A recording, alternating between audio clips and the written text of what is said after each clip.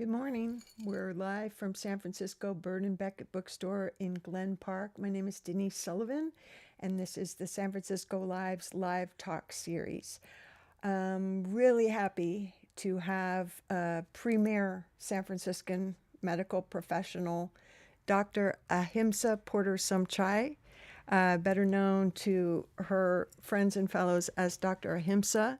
She's the founder, director, and chief researcher at Golden State Medicine Golden and State MD and the Hunters Point Biomonitoring Foundation. founder of the Hunters Point Biomonitoring Foundation. And we're going to learn all about that, her background as a lifelong San Franciscan, a doctor of sports medicine, and now a specialist and an advocate and activist for the exposure of residents to toxins who live in the Bayview Hunters Point district. Welcome, Dr. Ahimsa. Oh, thank you so very, very much. And thank you for the honor of being here and the beauty of the setting and the community. Yeah, I haven't touched base with you. Well, we have a little bit on and on. You've kind of apprised me of your ongoing research, but last time we spoke,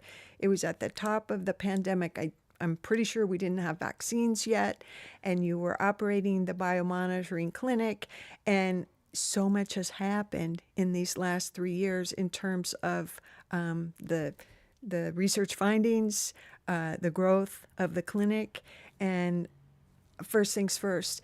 How did you and your family and your people do through the pandemic experience? Well, I'm very, very honored to say that I and no members of my immediate family contracted COVID.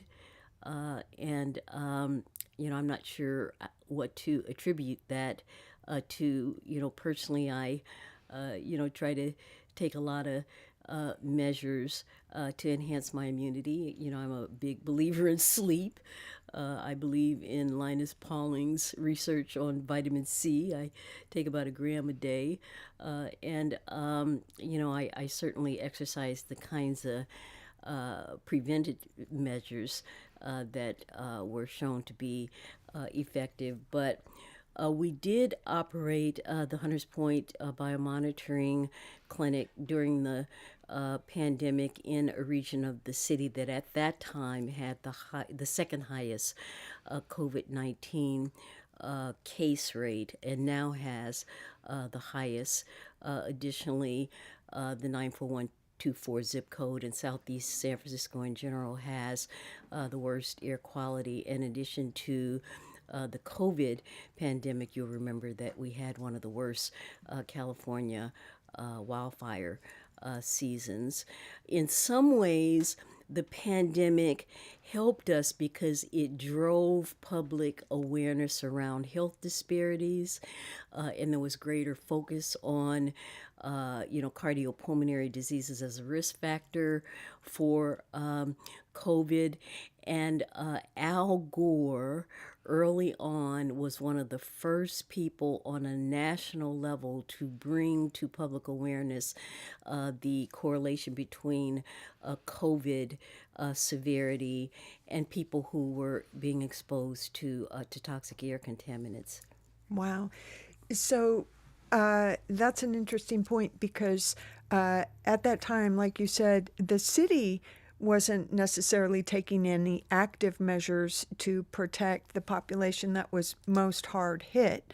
There were some pop-up testing sites and whatnot, but you were really serving the community in a way that you have historically served your community, which is making sure that assistance outreach is available to folks who wouldn't otherwise have the information or have access to this kind of knowledge. You live in a high-risk area, you might want to look into these factors and this added Burden. burden. Yeah. Thank you. The toxic burden of living in this radius where the chemicals are just always coming at you, Right. always coming at you. So from here to there, I know that you have increased awareness. Like you said, even without the media coverage, even without a lot of support from the medical community at the time, you said that COVID kind of helped drawing attention to this factor. Tell me the ways in which you've grown and how that unfolded. Well, at the time that you and I first interviewed, I believe that was 2020. We had published an article in the SF Bayview newspaper, and I need to certainly shout out to the SF Bayview newspaper as an important community partner. It has a history of bringing news, to a region that often lacks a voice, and carrying that message to a national level. So the SF Bayview has been a consistent partner. And one of the articles that I published at that time was Navigating the Toxic Triangle in Bayview Hunters Point, where we looked at the triangulating impacts of toxic exposures, COVID-19 risk, and the devastating impact of nutritional deficiencies. Because remember that in addition to being able to detect chemicals like arsenic and radionuclides and chemicals on the Proposition 65 list of carcinogens, we were also able to detect nutritional deficiencies that are so important. Many people don't know that the human immune system cannot function without zinc, and the commercials that sell the zinc lozenges that can reduce the frequency of a cold, they do work. Zinc is an essential element, and in addition to having people who we have screened who have arsenic and toxic levels and uranium and cesium above reference range, these people often have deficiencies in zinc, in selenium, which is essential for thyroid and immune function, in copper, which is essential for wound healing, calcium, magnesium, elements that are essential to the basic physical integrity of the human body. So that was the focus in 2020. And now in 2023, I have an article navigating the toxic triangle in Bayview Hunters Point 2023, where we tried to leap forward and look at what is the research, the sound evidence-based research that gives us information about how we can mitigate and treat and correct and avoid, some of these nutritional deficiencies and toxic exposures that contribute to COVID, as well as other chronic, infectious diseases. And a lot of that research is coming remarkably from sports performance. Human biomonitoring detects pollution in people. That's been, one of our slogans.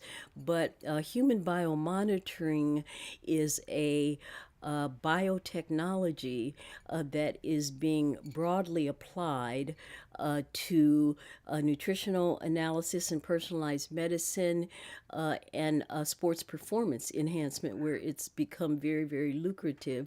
Biomonitoring played an enormous role in the EPA move to ban lead paint and ban lead in gasoline, which is now a globally successful effort.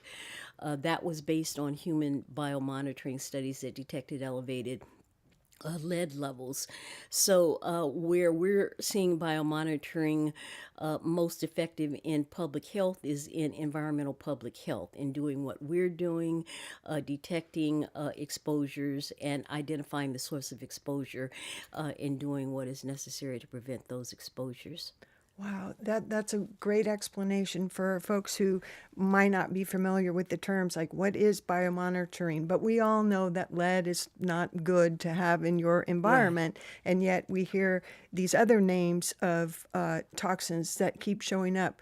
Now, before we get to, I'm thinking it's around 2005 when that building started at the Superfund site Mm-hmm. and the toxins were really unleashed for real. Right. I want to get to, it's really interesting how you say sports medicine and you have a background in it, and then the environmental medicine, they intersect. Right. I think we have to go back to the beginning of your interest in medicine and your devotion to public health, and let's roll it back to the beginning of the story, Oh, if you sure. will. Well, I got involved in medicine indirectly. I started out as a gymnast and semi professional dancer.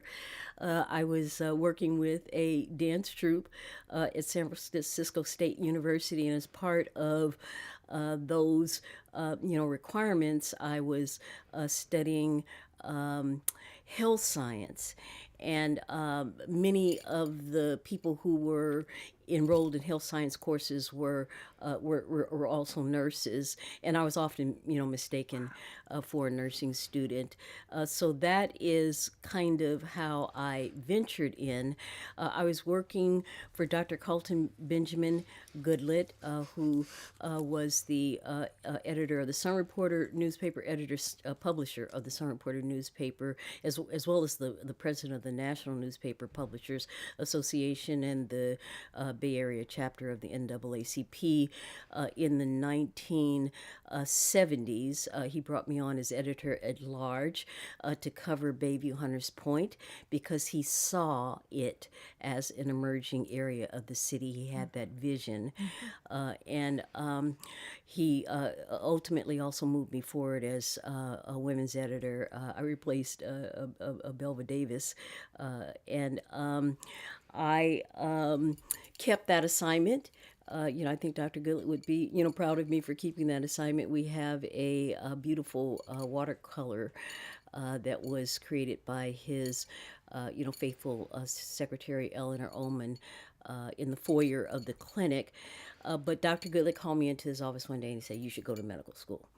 And when I graduated from UCSF medical school in May of 1981, Dr. Goodlett was by my side.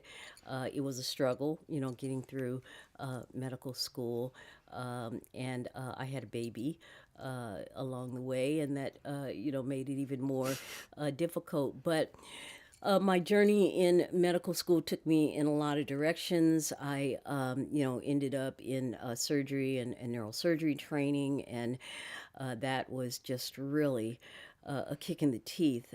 The sleep deprivation and the impacts, social and impacts on my family, were absolutely devastating, and I ended up in emergency medicine. But because I had the neurosurgical training, I was picked up at Stanford.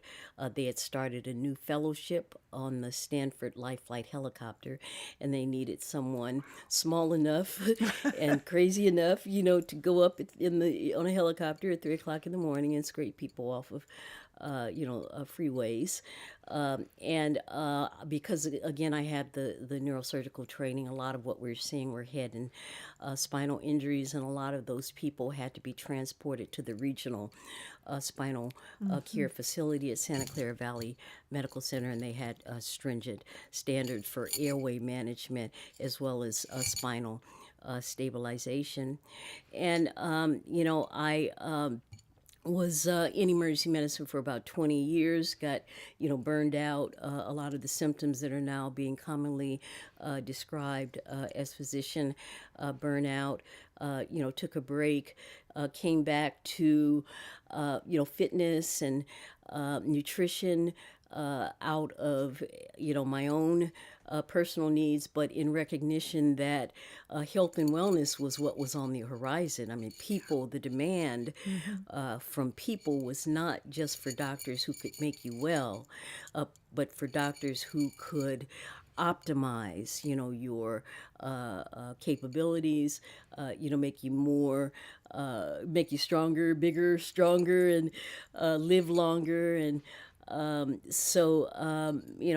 and wellness was the direction that I went into, and it had enormous personal benefits on me as well as on people around me, and was somewhat lucrative in many regards, and the Hunters Point Shipyard. How did I get involved in Hunters Point Shipyard? It is a destiny. It's obviously something that I was destined to do. There were triangulating impacts. My dad, who I can recall bringing home, photos of the shipyard, when I was about 6 years old, and going through his photo books, and he died in 1992. His contributing cause of death was pulmonary asbestosis. I am the doctor who found him dead, and I'm the doctor on his death certificate. And there was a legal action that kind of brought me into the area of environmental medicine. And then I was involved in the coalition that successfully closed down the power plant, and many of those people were also working on the shipyard.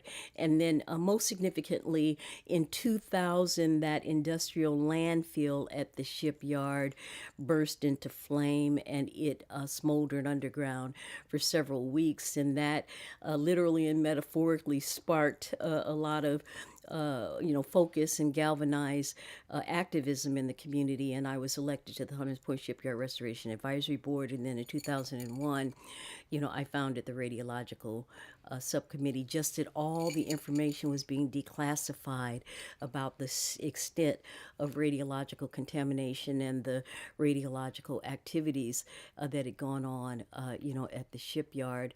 So that kind of brought me in, and at that point and forward, there were many efforts to try to implement, surveillance and, biomonitoring programs that could detect these toxins that we knew were being emitted from the federal Superfund sites. Ultimately in 2019, we developed a method using a simple kit that you can administer at the site of exposure. That's what's important. Someone doesn't have to go to me in a clinic in Hunters Point that is 6 blocks, west of a radiation contaminant landfill, see me, get a requisition, go to a lab, get the urine or the blood test, come back to me and get a result. This is a kit that if you have a savvy enough patient, you can just give it to them and they can take it home, collect the urine, and mail it in a FedEx, package. But it's the portability of the kit that has allowed us to be successful. And I do have to say, though, that my most significant experience in human biomonitoring came when, by chance or destiny, I became the attending physician in charge of the Persian Gulf Agent Orange Ionizing Radiation Registry for the Palo Alto Veterans Administration. That was 1997. The attending doctor who was in charge had to undergo eye surgery. So I was left with this huge, responsibility, especially at that point in my career. And it was an utterly mind-blowing experience. The atomic vets, I can't understate how much they blew my mind. I remember the first time one came in and told me, some of it was a little conspiracy driven, but they believed that they had been deliberately placed on these support vessels in the South Pacific in July of 1946, and exposed to these underwater blasts. And I think that I interviewed at least 3 of them before I was convinced that this was a real experience. It's important also to point out, as an aside, that I was interviewing the Vietnam war vets who are frequently psychotic and very deranged. I interviewed a guy who was still living in a pipe underground, about 20 years after the wars. So one of the big issues that you deal with when you hear these utterly spectacular stories is this real? And, hearing more than one of the atomic vets, talk about their experience corroborated it.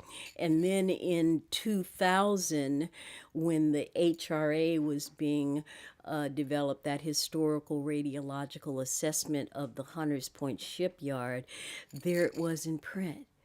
It was there in print. It was unbelievable. And at that time, talking with people, sometimes they didn't believe what I was saying. Right, right.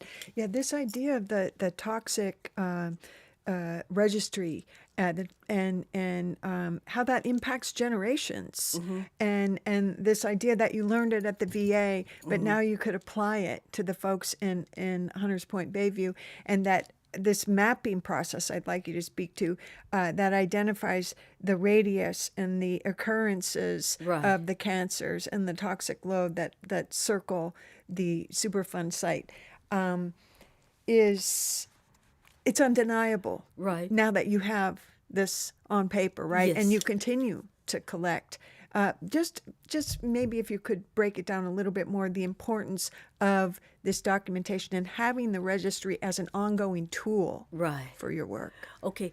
Well, the geospatial mapping is separate from the biomonitoring. And at the time that we established the human biomonitoring program, we had a simple methodology. We wanted to draw out the 1 mile radius around a system of federal Superfund sites: the Hunters Point Naval Shipyard, the Parcel E2 Industrial Landfill, and Yosemite Slough. They are all on the western side of the base. And the cruelty is that that's where people are living, on the western fence line of the base.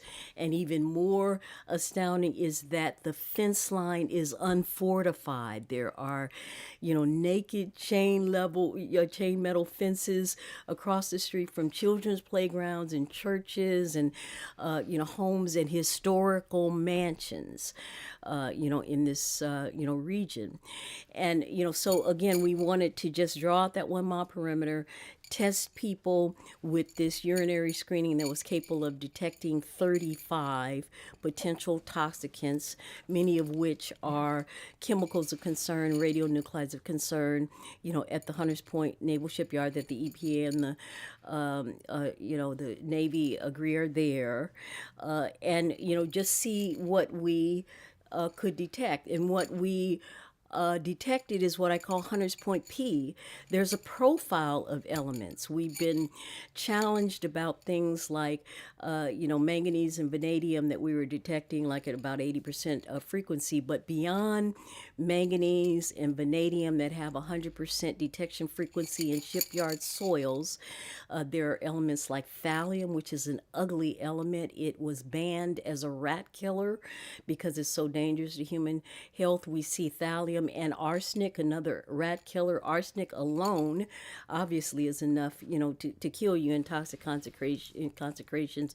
And then your Proposition 65 listed chemicals like nickel comes up very, very commonly, cadmium, which is another bad actor, and then chemicals that have the shipyard's fingerprints on them. Tungsten. Tungsten is a heavy metal alloy that is highly heat resistant, that is used in the aerospace and defense industry. And we have a 4-year-old boy and a 12-year-old boy with tungsten in their urine, specimens in toxic, concentrations. So that, again, was the basic methodology. And then we started just putting a pin at the address of the work location wherever we got a finding that was above reference range. This wasn't just detecting uranium. This is uranium 17 times higher than reference range. You get a pin. And so the mappings created a visual display that are important because you don't need a PhD to understand that the clustering we're seeing is along the entry to a radiation laboratory and a radiation contaminated landfill. And the end, that is the end. What we are seeing is that people with radioactive biomarkers and carcinogenic chemicals, heavy metals, Proposition 65 listed chemicals, and that people who have cancers, the atomic bomb registry says, are caused by exposure to radiation, brain, thyroid, lung, breast, some of your glandular tumors, leukemia, that these people live at the corridor of entry to a radiation laboratory and industrial landfill, and along the fence line south and north of this federal Superfund system. It's that simple. Yeah.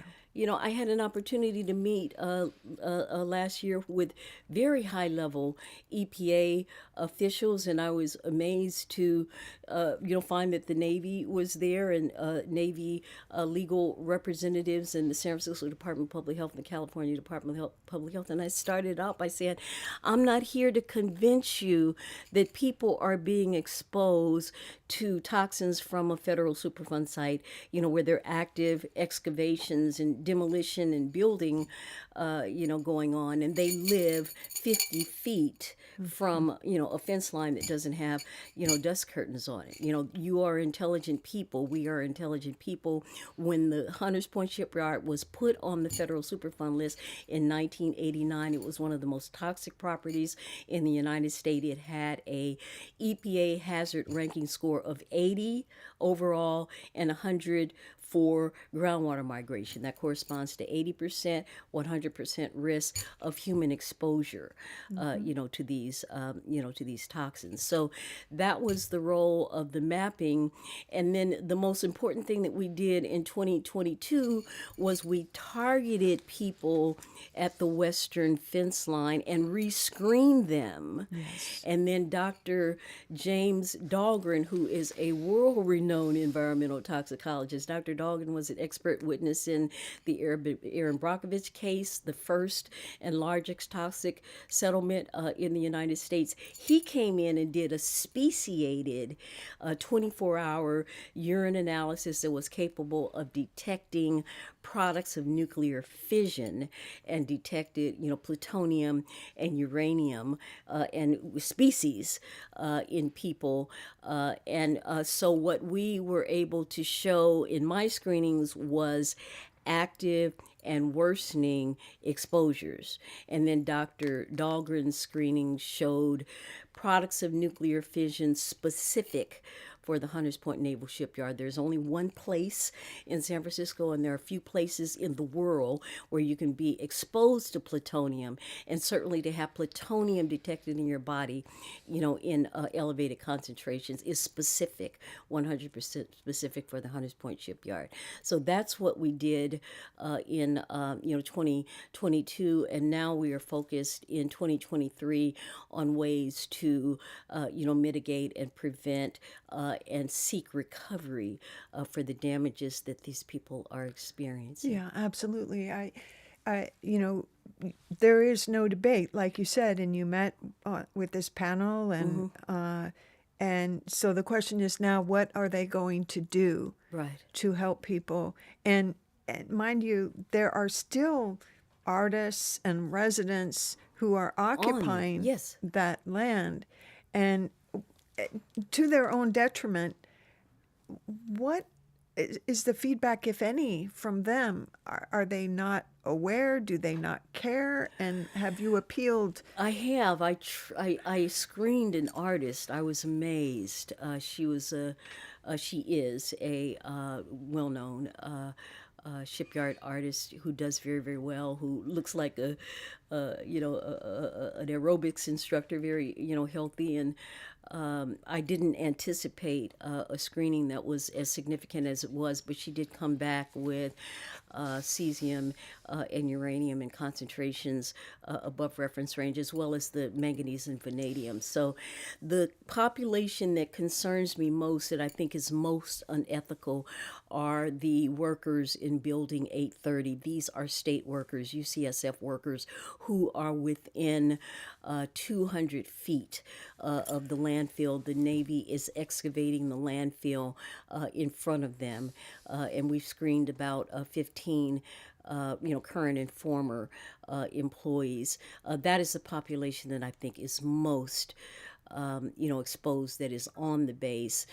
And I do, again, reach out, to the public, reach out to city government and state government to urge people to focus on how unethical and how inhumane it is to know, that people are working within, in such proximity to a contaminated landfill that's being excavated.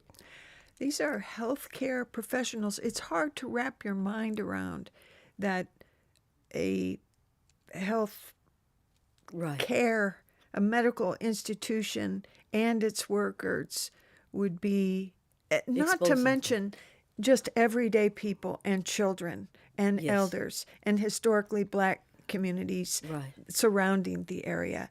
But it's kind of unthinkable. And to my mind, I have to ask you, Dr. Ahimsa, how do you, day in, day out, you've been doing it for years and not just around this issue, but other public health concerns, what sustains you? Because I tell you, I'd be going mad by now. Confronting people with this material that you have documented, that's undeniable, put forth, and you just get a shrug. I mean, how do you do it? And it's a personal question, but please answer the best you can. Well, the way I can do it is because of the emotional load sharing of having a nucleus of environmental activists and supporters in the community that keep the issue alive and keep flaming keep inflaming the flame. And there's research that shows that when communities face these types of stresses from environmental exposures, what leads them out of it is not doctors like me. It's not environmental regulators. It's not politicians. It is good old-fashioned, community activism. So, that helps. It was very difficult for me in the beginning because I was screening people I knew, screening people in a community, I had grown up in, and the results were, they were just setting my hair on fire. I've used the phrase a few times. I didn't expect to find what I was looking for. It's kind of like the phrase, the dog chases the car and catches the car. I mean, what are you going to do with this type of information? So yes, in the beginning, it did have a very negative impact on me. In fact, I've looked at some of my older interviews, and it was clear that I was, that I had some symptoms of depression. I was losing sleep, and I was calling the Poison Control Center to say, look, I got these people with arsenic, and they all, live in the same area, and they were saying, well, can you tell the difference whether it's organic or inorganic arsenic? And when you can, call us back.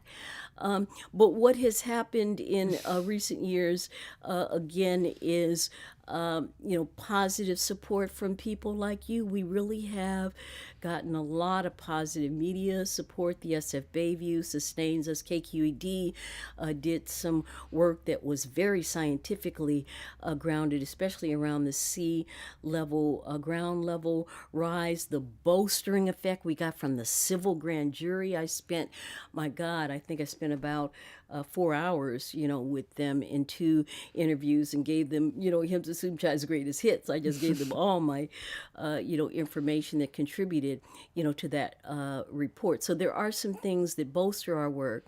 But at this point, I could never walk away from it. You get to a point where you become aware of a situation so much, understand its impacts.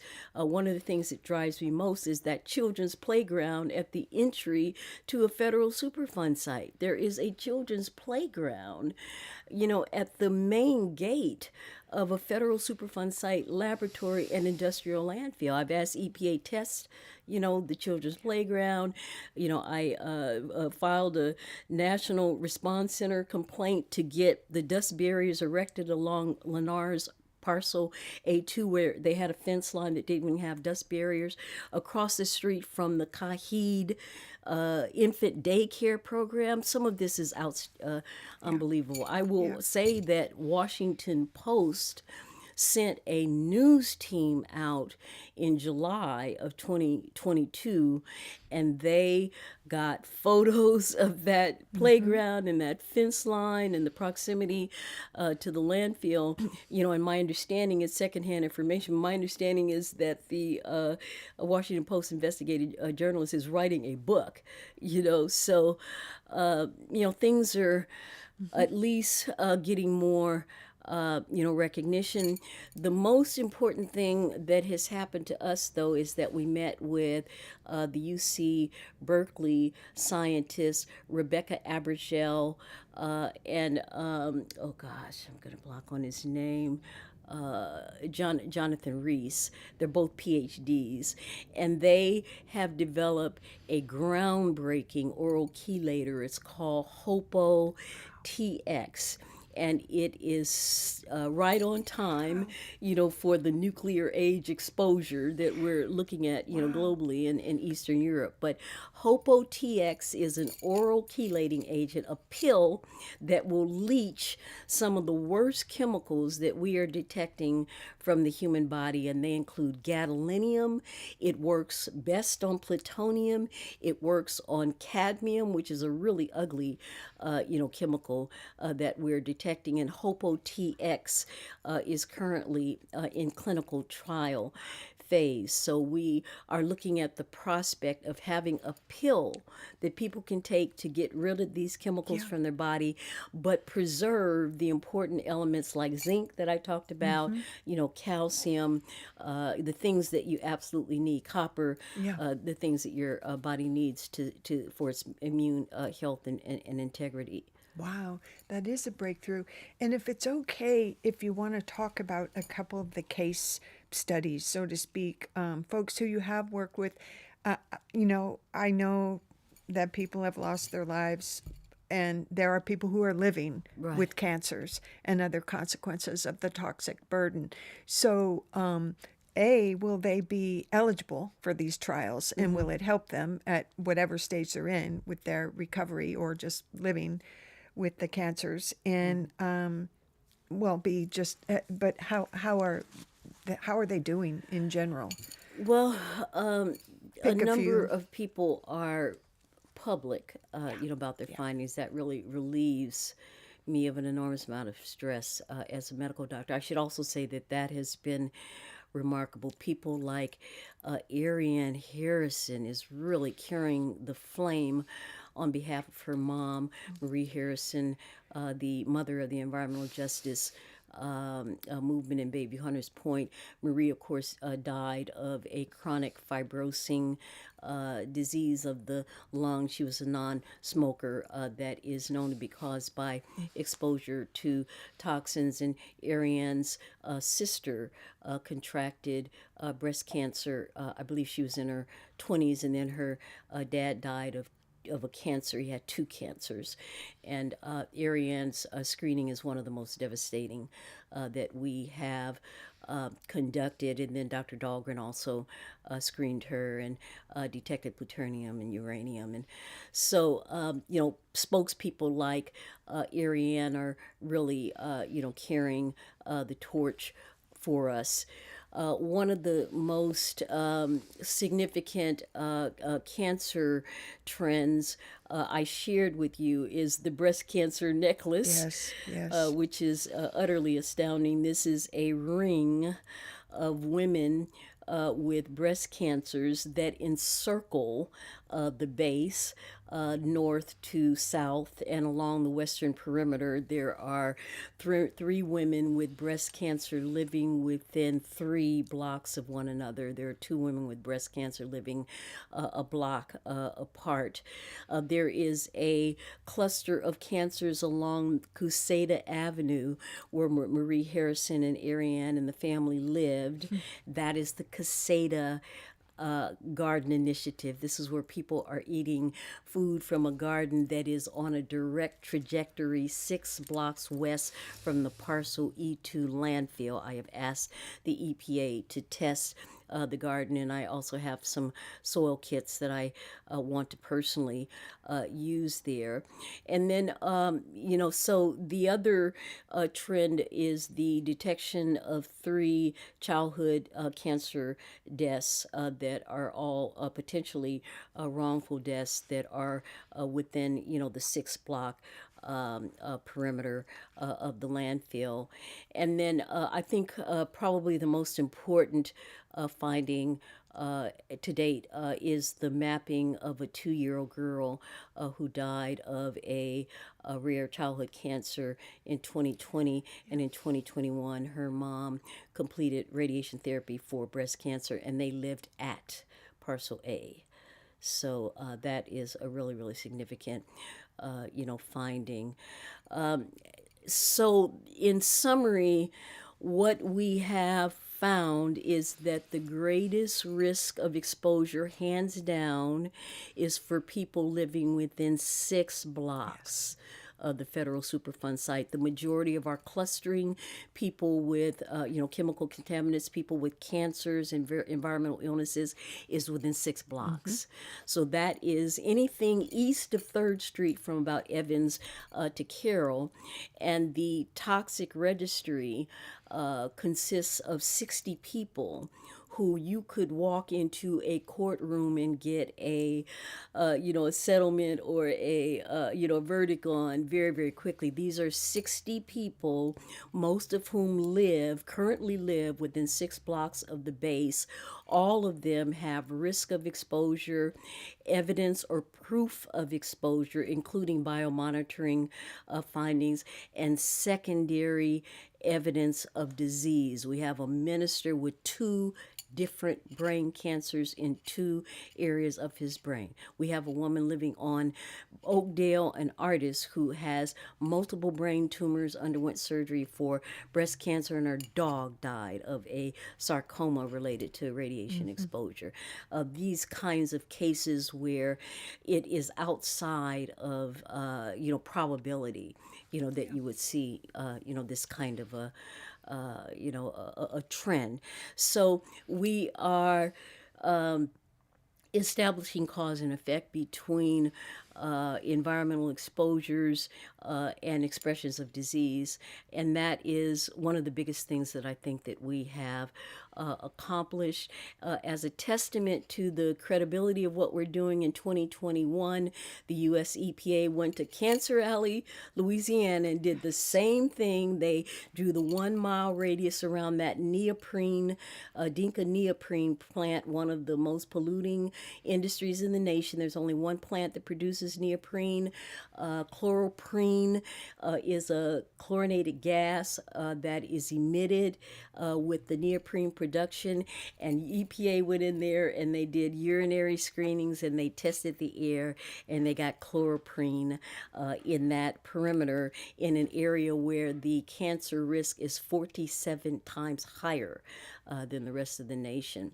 So, that's where we're going, and I think that we've created a community exposure tool that can be beneficial in Baby Hunters Point, but can be transferable to environmental justice impacted communities throughout the nation. Yeah, boy, that's wonderful. And congratulations.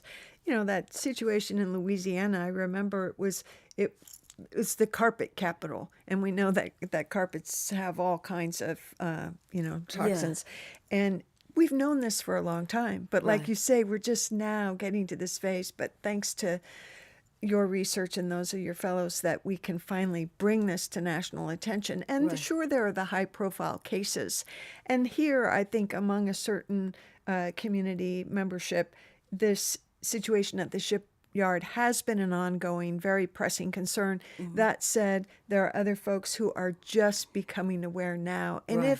if there are people who would like to join in the fight, because I think, and I hope you'll agree and would like to speak to this, that a solidarity, kind of a one mind, is essential to community wellness. And we don't just mean the district. We Right. mean citywide. Right. We mean statewide. We mean nationwide. We mean healing the world, Right. right? And this is really the work that you're doing. So if someone just wants to get involved on a very basic grassroots level, how can they join this fight and become part of that team that supports you and your Right, work? right. Well, I have to give a shout out to Green Action. They're celebrating their 25 year of operation, and Bradley Angel, Bradley fiscal sponsored us as a startup, and they are an enduring and reliable partner. So, Green Action, I definitely refer people to the Marie Harrison Community Foundation that Ariane leads. I definitely refer, people to, Green Action. To the Marie Harrison Foundation. You are welcome to contact us. I certainly want to screen people living within the 1 mile perimeter. I want to emphasize that the biomonitoring screening can be very, very valuable, to people who just want a sense of what their exposures are and what their nutritional status is. You would be amazed at, how commonly we detect iron deficiency in men. I expected to see iron deficiency in menstruating women, but these are guys out there, in the hot sun, shoveling, and, workers that we screened who, have low iron levels. So definitely, contact us. And then I have to give a shout out to President Joe Biden. I am becoming such a fan of his. One of his first executive actions when he took office in January was to issue that, executive, statement about environmental justice and, climate change. And a result of his position, the United Nations declared, Cancer Alley, Louisiana, as an example of environmental racism, and then United Nations, for the first time, declared as a human right, a clean, and healthy environment. So, there are things that are going on that are much, bigger than us, but certainly we are tying in to an environmental justice movement that is global, that is growing, that is going to be of increasingly more importance, as we navigate the toxic triangle of people facing risk of nuclear exposure in Eastern Europe, nutritional deficiencies due to soil depletion, and some of the recurrent infectious diseases that we can anticipate as a result of climate change. Yeah. Oh, thank you for the work and the information. If there is a little bit of time, and I wanted us to touch on just some other issues that our city faces, and you as a public health professional with the history that you have, just a few I don't want to say pet concerns, but we have a police violence problem. Right. We have a housing problem. We have mental health problem. We have drug addiction, and a lot of these things remain unaddressed year after year, which some people would say make San Francisco an unlivable place. Yet we persist for those reasons that you described. These things are not unrelated. They're not, yeah. Right? And working towards solution as a city, as a people, what is a tiny step that a friend, a neighbor can do to be a part of the solution as you see it? And I know that it starts here. We started by talking about your personal wellness routine, kind of from the inside out, Right. if you could address it that way. And you can go as far out as you need to, or Sure. Well, I think that one of the biggest things that is happening in medicine, certainly that was driven by the COVID 19 pandemic, is the recognition that many of the things that we have blamed people for, that we have blamed low income people, black people, and people of color, women, obese people, that these impacts and disparities are frequently grounded in systemic disparities, and the role of all politics is local, and the role of community activism can't again be understated. The research shows that community policing, community patrols, community cohesiveness, like what is beautifully exemplified here in Glen Park, this sense of a village that of people who know one another and are protective of one another. I just don't ever think I've ever heard of a mass shooting in Glen Park, right?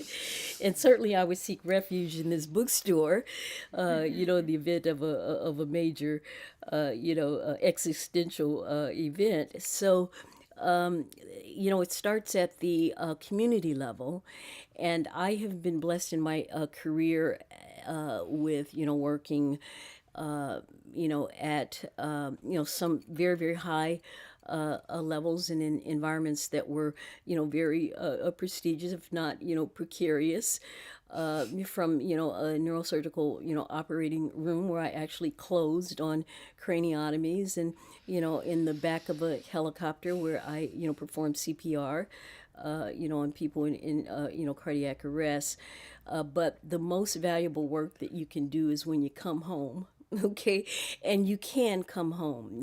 There is the phrase, you can always come home. And when you come home with your experience and your knowledge and what you have gained in your travels, there are people waiting for you, and there are people who need your help, and those people are often your friends and your family. Again, the people I screened first were people, I knew, and so the impacts had greater significance. The community that I am monitoring, I grew up in, and that helps me. I understand, the physical plant of the community. I understand, the geo spatial layout of the community, and those things can be very, very beneficial. So just I think people should always remember that at some point in your life you got to come home. wow, that's beautiful. Yeah, it brings to mind. We in journalism we take exception to these folks who will parachute into a scene and assess it and think that they know what's going on. But yeah, thanks for mentioning that it really does start in our immediate environment. And boy, we're almost there, but I do want to take the time, as you mentioned, it is Super Bowl Sunday, and you and I are not participating in all that because you have your reasons, having seen what you saw in sports medicine. Yes. And I just want to touch on that for a bit because, as we said, it's all connected and there are no coincidences or surprises. And I also think that trauma in sports and the kinds of injuries that we see, etc., and trauma on the streets. Of course. These are some of the unspoken, unaddressed issues in public health Right. and in professional sports. Yes. Somehow we're going to make that connection. But that I think we need to actively be participating or not participating in the things that we take exception to. And I just mentioned professional football because I'm not a fan. But if you could speak more technically to why it might behoove us, aside from the racism, Right. or in addition to, why don't you Sure. take that Well, on? I was a neurosurgical resident at the San Francisco General Hospital, and I actually did research on transient cerebral concussions. And I was mentioning to Denise before the show began that as a flight physician for Stanford, Life Flight, and about the 300 flights that I completed in 2 years, the concussions were a dime a dozen. We just saw concussions every time we went out. The current research on chronic traumatic encephalopathy, particularly in football players, where the biggest populations are being studied, shows that the average player who developed CTE has had 17 concussions. The rule is supposed to be if you've had three, you're out. Right. Strike three and you're out. And CTT is being detected in players as young as 20 or 30. It's, manifested by mood and behavioral disorders, violence, impulsivity. And then at the opposite end of the spectrum, by age 60, you get, players who develop neuromuscular disorders and commit suicide. So suicide risk is always high. And my grandfather, George Wilbur Porter, I'm proud to say, won the California Golden Gloves in the 1950s in a welterweight category. And he also worked and toured and trained with Archie Moore. So I had a boxing background that brought me into the issue of concussions. And, I've been a bit of a boxer, in my life. But American football really is, I think, going the way of boxing. It is amazing to think that 250,000 people are going to, attend an event today and cheer on, people who are going to be engaged in, very, very dangerous, conflicts and collision type events, but it's a very, very dangerous, sport, and there's a great incentive for players to, play the game. We also talked about commotio cordis, that blunt trauma to the chest that creates a concussive event that throws the heart into a rhythm that doesn't circulate blood and creates a sudden cardiac death, and we saw that also. In recent years. But it's a very, very dangerous sport. And, I think that we have to recognize what kinds of risks these players are faced with. That said, you mentioned that you are a fan of soccer, Right. and I know that you are a fitness person yourself. So speak to a little bit about your wellness routine in terms of the weight-bearing exercise. Right. Well, a lot of my fitness work is functional. I use public transit, and I carry my own groceries home. And I, again, was trained in gymnastics and dance. I have studied sports performance, and without question, sleep is the most powerful optimizer of human performance, and it bolsters the immune system and reduces, the length and duration of infectious diseases, and then optimizing nutrition. Eating foods that are high in nutrient, density, and sufficiently, high in energy. Context is very, very important. But the issues show that for people who are aging, and I'm proud to say, that I'm 70, and I still sometimes have to, show my ID when I get a, wine cooler, which thank you, But for people who are aging, strength training has been shown to be most effective in enhancing longevity and the ability, to function and carry out activities of daily living. So I urge, people who are, seniors to strength train. 70 sounds old, but if you're shooting to be 100, and let's emphasize that there are blue zones around the world where people routinely live to be 100. So if you view a expected life expectancy, to be 100 years, then 70 is not, old at all.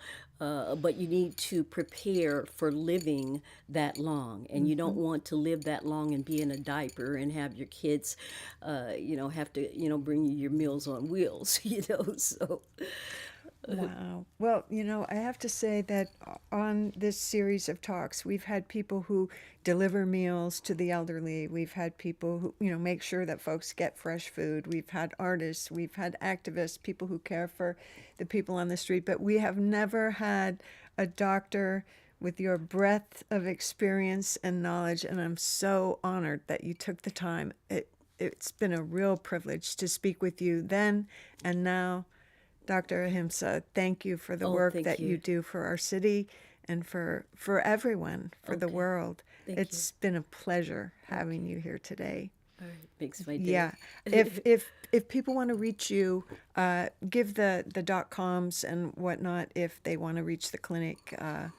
Well, all you have to do is search Hunters Point biomonitoring. It does pop up, and because there aren't a lot of competitors, we're easily searchable on a Google search.